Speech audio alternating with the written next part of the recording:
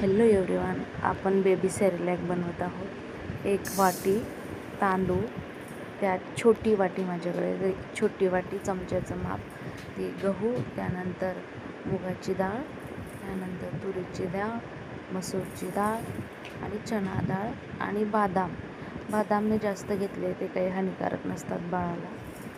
ते मी स्वच्छ पाण्याने धुवून 2 दिवस सुकवले, जेणेकरून बुरशी लागू नये पिठात.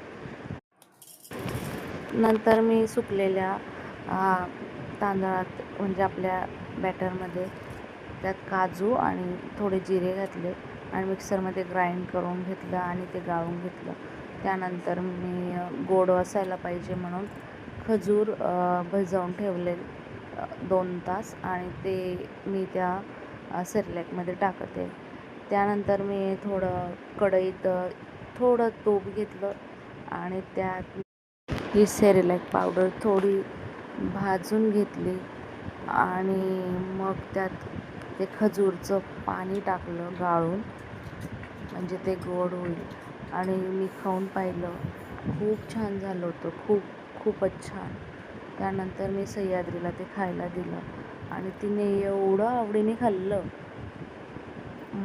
मला स्वतःला खूप आवडलं, त्यामुळे तिला तर आवडणारच होतं. असेच नवनवीन व्हिडिओ बघत राहा, लाईक आणि सबस्क्राईब करा. धन्यवाद.